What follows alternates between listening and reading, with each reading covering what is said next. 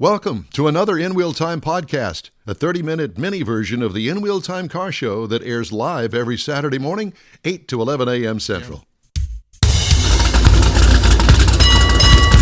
Coming to you from the world-famous Sugar Shack in Texas, USA.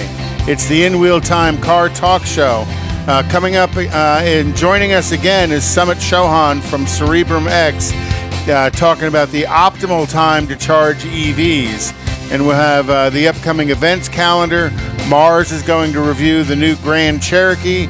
And at the bottom of the hour, we'll talk with Marco Ward and the EV Tech about charging stations and other electrical stuff. Plus, you'll hear from stories making automotive news. Howdy, along with Mike Mars.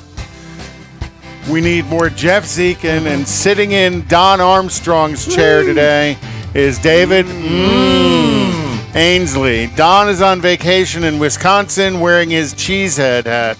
And you are? I'm Conrad He's the cheesehead. Welcome back. We've had Sumit on before, and we thought it was such a great interview. We wanted to have him on again from CerebrumX. And he's going to talk with us about the optimum times to charge EVs. But does he think it was a good episode to come back? Apparently so, because he came back. All right, there you go. Other than when the battery says needs charge like my phone does, what are the optimum times to recharge your EV? Hi, good morning. And first of all, thank you, for having me here. And me being here is a testament enough that I love being here. So thank you.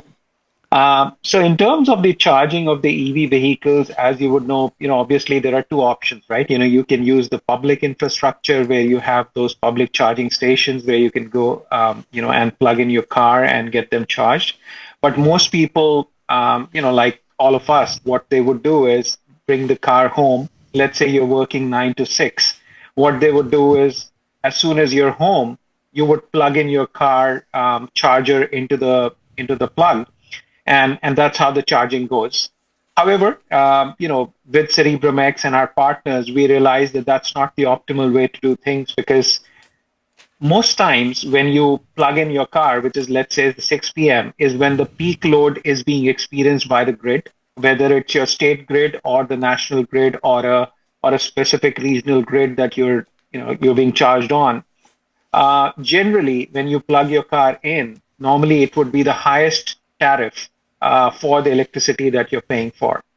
What would be optimal is that irrespective of when I put my my car on charging, if there is an intelligent system behind which can realize that, okay, this car needs probably 2 hours of charging, and I know that it would be plugged in till, let's say, 6 a.m. in the morning. And also, I have the background knowledge that the tariff would be the lowest between 3 a.m. and 5 a.m. in the morning. So through an app, I can actually control when the charging is set to on, which would be turned on at the lowest tariff time, which is 3 a.m. to 5 a.m.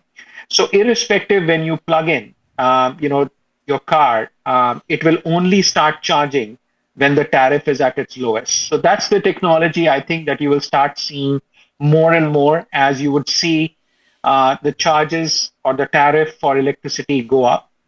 This is also going to go hand in hand with the fact that, and I think I've spoken on this before as well, that when you go to the gas station today for your non-EV vehicles, a part of what you pay for gas goes towards your road tax, whether it's the said state or the federal road tax. In case of EV, that is obviously not happening, right? You're not paying any tariff, towards the road tax because you're not going to the gas station at all. What the state and municipalities are going to do is, in time, they are going to levy the road taxes onto the charging that is happening on the cars. And the point I'm trying to make is, hence it becomes even more important that you have the optimal charging in terms of when the tariff is the lowest, so that at least, you're not charged, a humongous cost for the charging, based on whatever car you're driving. Oh my gosh, you're telling me that the government's going to take money from us while we're charging our cars? Yeah, surprise, surprise. I knew that was coming. And some of the reason for that is EVs being a heavier vehicle create more wear and tear on the roads and bridges. I don't know that everybody realizes that an EV is generally a pretty heavy vehicle, so the wear and tear of the roads and bridges is far greater as EV traffic increases. So in the state of Texas, just this yesterday, September the 1st, you go to register your EV, you're now going to pay an extra $200 for that registration to cover that road tax or that loss of revenue on the road tax to do the road work because of the extra damage that they do to the because they're not collecting taxes through fuel sales. So you were talking about an app to help you figure out the optimal time so that you don't have to set your alarm clock to get up at 3:15 in the morning to plug it in and turn it on. Is that something that is built into the car, or you think is going to be built into the car? So it's not really anything that you need to build into the car, because that would be kind of wasteful, because some people might use it, some other people might not use it. So why would you put that cost on every car? What we are intending to do is to put it as a smart plug-in on top of the car charger. Oh. So it would be something that would go on top of your regular charger, which you put on, inside the charging point on the car, so that charging point will, control using the app. Obviously, that will control when the charging actually starts. At all other times, it would be as if your car is unplugged. So it would be something that goes on top of the car charger, like an add-on device. Or you could have a charger which is, specifically designed for this at home as well. But in most cases, what we feel, it would be an add-on which goes on top of the charger as an aftermarket That device. makes sense. So still the app user is going to have to input the data on when their electric rates are lowest or their tariff rates are lowest. No. So that's the beauty of it. The app itself is connected on the back-end side to the grid. They would know as to, you only have to enter which municipality or which zip code you're living in, and so on and so forth, or the county that you're living in, who's your provider, right? And we would know automatically what is the tariff that would be lowest at what point in the day, because on the back end, we are connected with the grid, and that's what you're paying for. Obviously it's a paid functionality, right? So that's what you're paying for, where you don't have to deal with anything. All you need to do is input two things: where do you live, or what's your municipality, and what kind of a car this is, because that would define the amount of charging that is required on the car on a daily basis. Well, and if you've got one of those electric plans that are free nights and weekends, tie all that together, and your cost of charging can be substantially reduced. Plus, you got the regular electricity, and then you got premium electricity, and you got mid-grade. No, that's just premium and mid-grade, right? The high-octane electricity.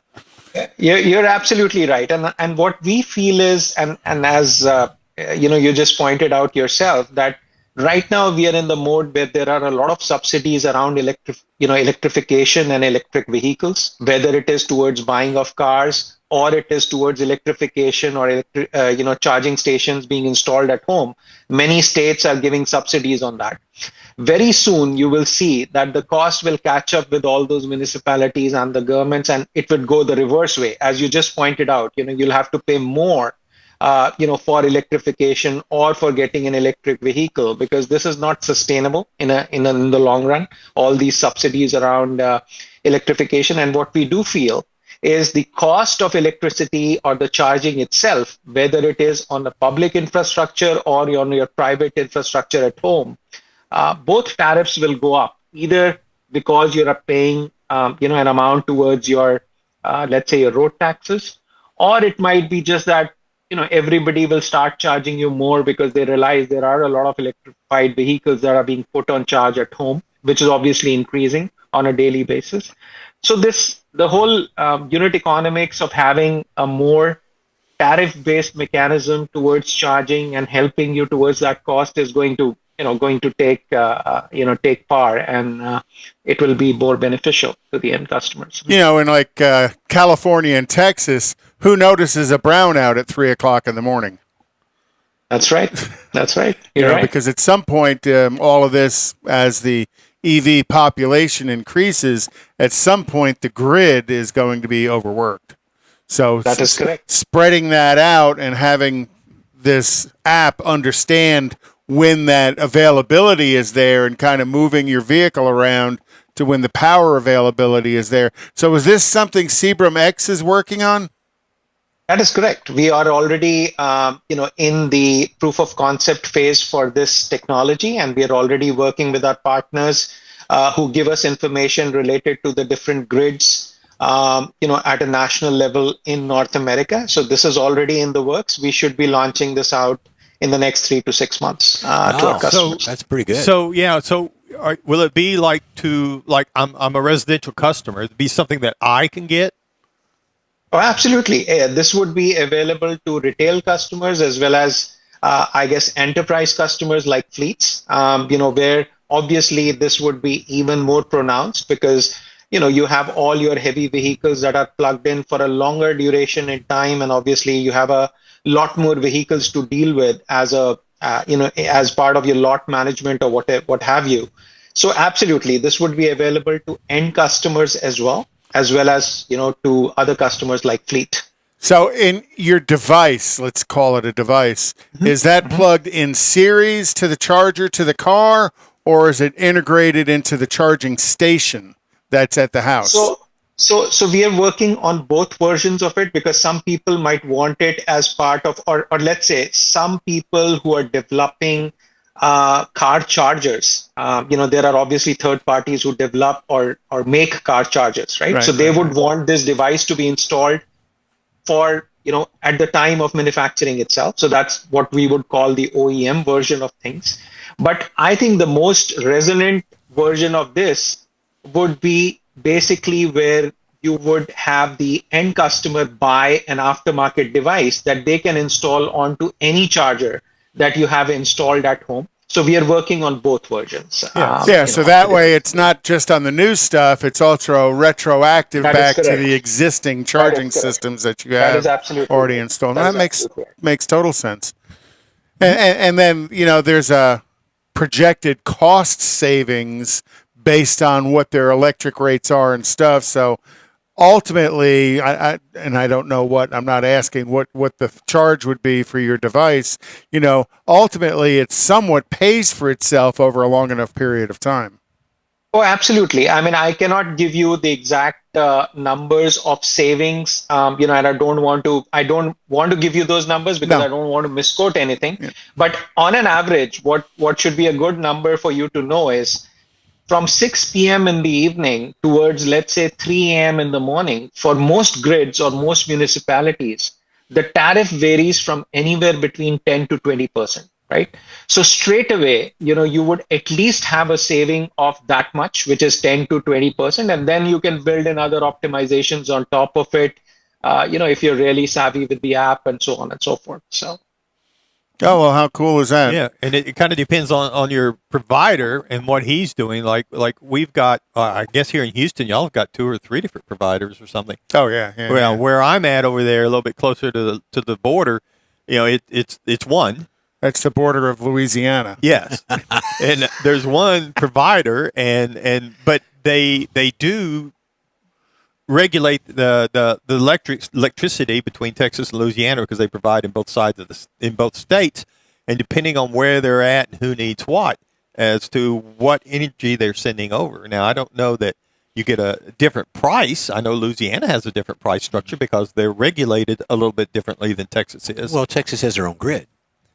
But if the app in the system understands that, it automates it for you, and you don't have to be smart enough to figure out the difference. Right. Whenever it changes or something, it'll pick up those changes, kind of like automatically update, like real live time, understand what the rate is.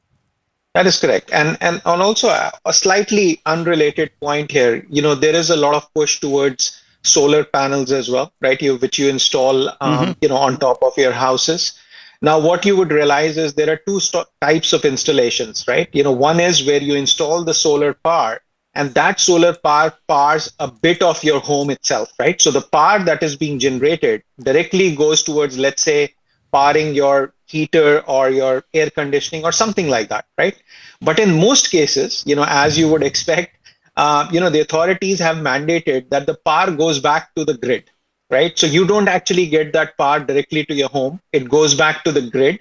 And then you get credits which are similar to let's say you're powering 10 units of electricity back to the grid through your solar system, you would get 10 credits back, to your electricity. The point I was trying to make is that is actually a little unfair, right? Because 10 units of electricity, if they were powering your home, have a different cost or a different effect towards 10 units of credit that you might be getting for a higher powered, higher priced electricity that is being given back to you. So there is a little bit of unit economics there as well. So why I'm mentioning this is in future, we also want to work on a version where a charging station can directly be powered by solar energy as well, so that you can get that directly being powered onto, have a storage system, and you can directly use that for car charging, at whatever time you plug it in. So we're working on that version as well. So your solar system charges into a battery,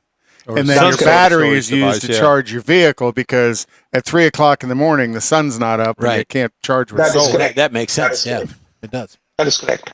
Mm-hmm.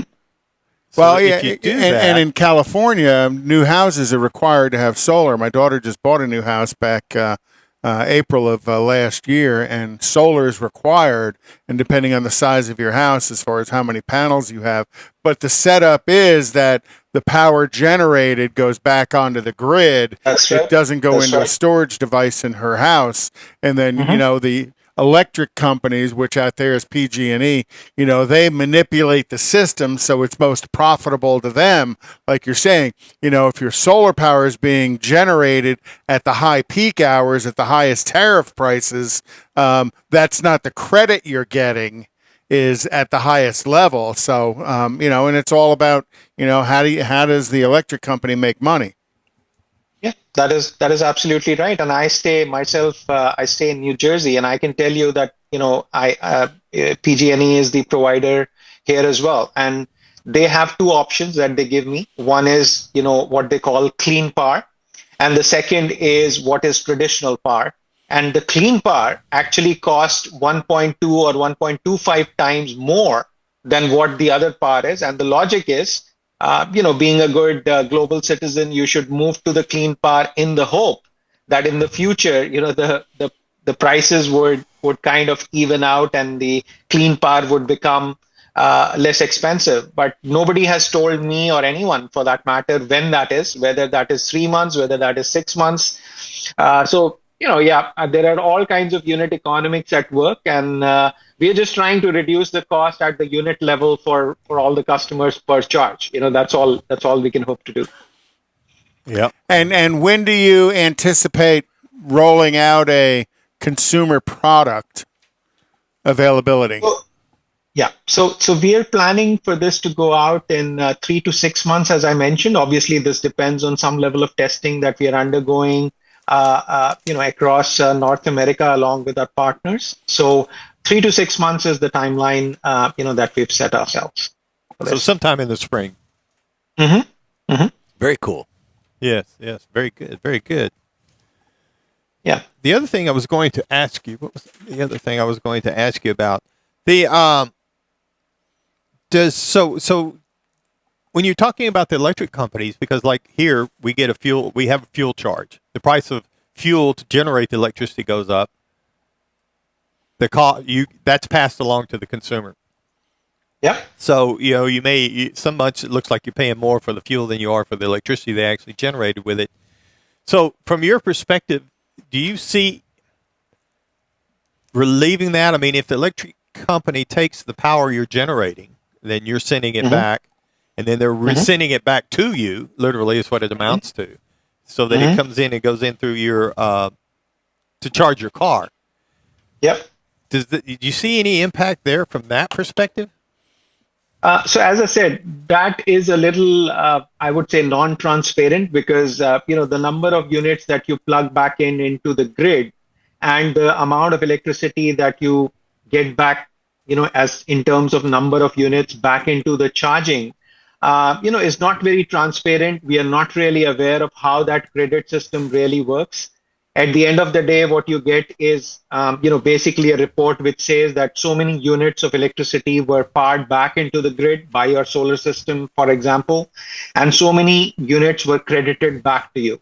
But in terms of the actual cost arbitrage between the two, I will have to say that there is very less transparency there. And I think the best mechanism there would be if the solar power can be directly sent back to your homes to power a part of your homes or whatever device, whether it is your charging station or your heater or your air conditioning or whatever have you. That would be much better, for the consumer. In all respect. Yeah, if I'm producing it, I should be able to keep it and use it for myself, not just give it back to somebody who's going to charge it to give it back to me at some point in the future. Take the middleman That out is of correct. it. Well, Sumit, correct. It's always great talking to you. You're a wealth of information every time we do talk to you, and we appreciate you taking the time on a Saturday always learn to join something. us. Yeah. Thank you. And I've Great posted your link of cerebrum.ai on our social media as well. We kind of showed a picture of your website. If people want to learn more about it, there's an opportunity for them to go online to learn a lot more about it. And looks like they can sign up on a email newsletter as well. So all those, because we know we have a fair following of EV people that watch the show, give them an opportunity to be maybe first on the list when you're looking for early adopters of your system that want to get in. So thank you very much, Sumit. Thank you. Take care. Have a good weekend. You too. Bye. You're on the In Wheel Time Car Show. If you'd like to get in touch with us, shoot us an email. The address is info@inwheeltime.com. Be sure to follow us on Facebook. Got to subscribe. You bet. And we're going to do the events calendar. How's that? All right. We know there's one tomorrow. Yes. Coffee and Chrome at the Chrome Avalon. and coffee. Chrome and coffee. Okay, Chrome and coffee at the Avalon Diner, which is basically the intersection of 59/69/Southwest Freeway and Highway 90 right there. It's all one road. You just named the same road 3 times. Right there on the south side of the Fountains Shopping Center. Generally a pretty good turnout with a wide variety of cars. So if you're looking for something to do tomorrow morning, come on out and I will check be it there. out. I will be there. You can be signing hero cards. Yes, for Don? I am. Okay. No, I'll be signing yours. Other events are October 7th is the Mustang Club of Houston's Fall Open Car Show at Planet Ford up in Spring. October 14th is the All British Car Show at the Butler House at Gosling Road, just north of 99.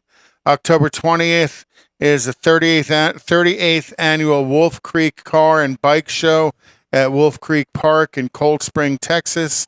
The Clear Lake Car Show is September 23rd at 7 a.m. at the Elks Lodge in Kemah. Saturday, September 16th, is the Schulenburg Take Flight Cruise. It's going to be leaving the Buc-ee's in Waller at 8:30, headed out to Schulenburg. That'll be a fun little drive. Also Saturday, September 16th, is the Texas Gator Fest Car Show at Fort Anahuac Park in Anahuac, Texas, kind of headed out there a little bit towards Marsland. And then finally on September 16th is the Let's Cruise the Drag, Nederland Avenue in Nederland, Texas. So you can have a drag show in Nederland, Texas. Absolutely. All righty. We got a car review coming up, Michael. Yeah, we do. I had a chance to drive the 2023 Jeep Grand Cherokee L.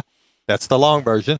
Summit Reserve 4x4. I mean, that's a long name. It fills up the hotel gate whenever you go to put it on there. So this vehicle was first introduced in 2021. It's an extended version of the Grand Cherokee itself. So it's 12 inches longer, which makes this vehicle almost 17 feet long. Wow. But it does come in 7 trim levels. Starts out with the Laredo, the Altitude. There's a Limited, the Overland, the Summit, and the Summit Reserve is the top of the line, which is the one that I had the chance to drive.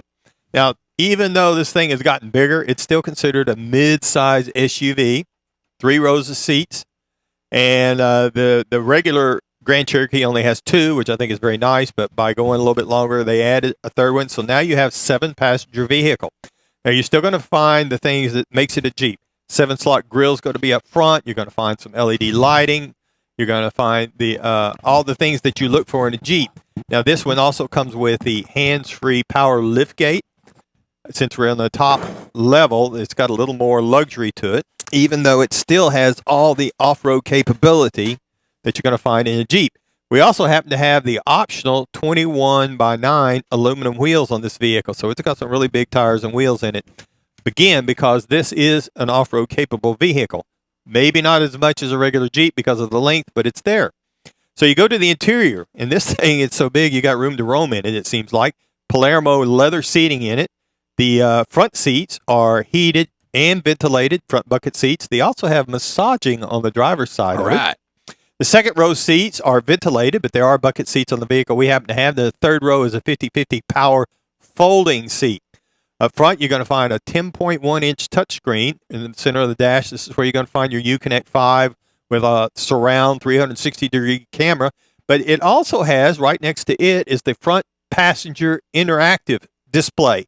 Now, the passenger can actually, instead of reaching over to the main screen that the driver would use, he can actually activate things, change the radio station. It can do all kinds of things there that you could do on the main screen, except you can do it from the passenger seat.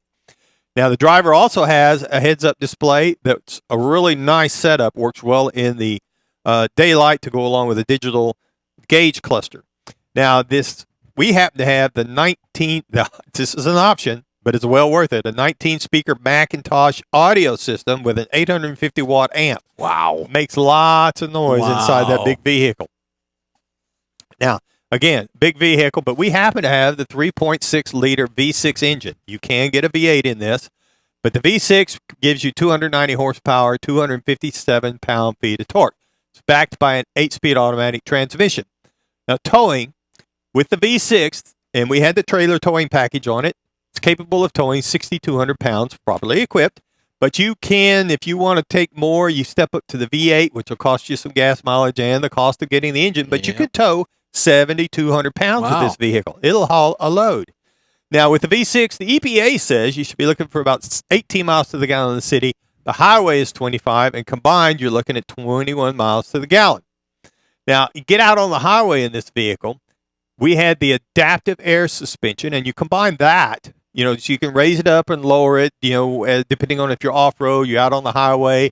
Has a lot to do with the aerodynamics of it, but you combine that with the long wheelbase, and this thing, that really kind of helps absorb all the road bumps and the ups and downs that you're going to run into, and it gives you a nice, steady feeling ride. It's not firm, it's not harsh, but it's not wishy-washy, and it doesn't just float around on you. So it's a pretty nice driver going down the road. Now, the base model price is $43,330. Now, a base trim price on the L model is $65,710. We had a few options. So that pushed the MSRP on this particular vehicle up to $76,280. If you're looking for something to compare it to, Honda Passport, base price to get into that midsize SUV is $41,110. But you come over to the Kia Telluride, which is also a 3-row vehicle at $35,890, or the Mazda CX-9 that I think Don's talked about a couple of times, $38,750, and that's also another 3-row vehicle. So all in all, this is a Jeep Grand Cherokee. It's just a nice vehicle. Mm-hmm, mm-hmm. And that's my review of the 2023 Jeep Grand Cherokee Summit Reserve 4x4. Thank you, Mike. And I think we're going to take a break. We'll be right back. Hit it. The original group of Loopy Tortilla restaurants will have you telling your family and friends just what the original recipes mean when it comes to the best fajitas in Southeast Texas. Founder Stan Holt invites you to visit the original Loopy Tortilla near I-10 and Highway 6. Here's the original house that inspired the design of all the rest and the original charm that helped make Loopy Tortilla the go-to destination for Houston Tex-Mex. Speaking of original, nothing can compete with the original lime pepper marinade that everyone will agree makes Loopy Tortilla award-winning beef fajitas the best anywhere. Loopy Tortilla Katy is another location that gives you the same quality and service Houstonians have come to expect at Loopy's. It's located just off I-10 and the Grand Parkway at Kingsland Boulevard in Katy. Find yourself in Aggie Land? Head to the Loopy Tortilla in College Station, located just around the corner from Kyle Field. It's a great place to enjoy those famous frozen margaritas before or after the game. Headed east to Louisiana, stop in at the Loopy Tortilla in Beaumont. It too's on I-10. You can't miss it. The original group of Loopy Tortilla restaurants invites you in for the best Tex-Mex anywhere. You own a car you love. Well, why not let Gulf Coast Auto Shield protect it? Houstonian John Gray invites you to his state-of-the-art facility to introduce you to his specialist team of auto enthusiasts. We promise you'll be impressed. Whether you're looking to massage your original paint to a like-new appearance, apply a ceramic coating, install a paint protection film, nano-ceramic window tint, or new windshield protection called ExoShield, Gulf Coast Auto Shield is where Houston's car people go. Curbed your wheels? Instead of buying new, why not have them repaired? How about a professionally installed radar detector? Gulf Coast Auto Shield does that too. Get a peek inside the shop and look at the services offered by getting online and heading to gcautoshield.com. Better yet, stop by their facility at 11275 South Sam Houston Tollway, just south of the Southwest Freeway, and get a personal tour. Gulf Coast Auto Shield is your place to go for all things exterior. Call them today, 832-930-5655 or gcautoshield.com. The award-winning In-Wheel Time Car Talk Show is available on the most popular podcast channels out there in 30-minute episodes. We realize our 3-hour live show can be difficult to catch in its entirety, so now you can listen every day to a convenient, fresh 30-minute episode. Check us out on Apple Podcasts, Spotify, Google Podcasts, Amazon Music, and Audible, along with a dozen more. In-Wheel Time has the most informative automotive guest interviews and new car reviews, along with popular features including Conrad's Car Clinic and This Week in Auto History, along with automotive news headlines. Our live broadcast airs every Saturday, 8 to 11 Central on InWheelTime.com, the iHeart app, and on YouTube. Be sure to say hello when we're broadcasting from the Tailpipes and Tacos Cruise Inn, Autorama, and the Houston Auto Show, among others. Now, it's easier than ever to hear about all things automotive all week long. You're invited to join fellow car enthusiasts in becoming part of the ever-growing In-Wheel Time Car Talk family. Don't forget those 30-minute podcast episodes on your favorite podcast channel. That's it for this podcast episode of the In-Wheel Time Car Show. I'm Don Armstrong, inviting you to join us for our live show every Saturday morning, 8 to 11 a.m. Central on Facebook, YouTube, Twitch, and our InWheelTime.com website. Podcasts are available on Apple Podcasts, Spotify, Stitcher, iHeart Podcast, Podcast Addict, TuneIn, Pandora,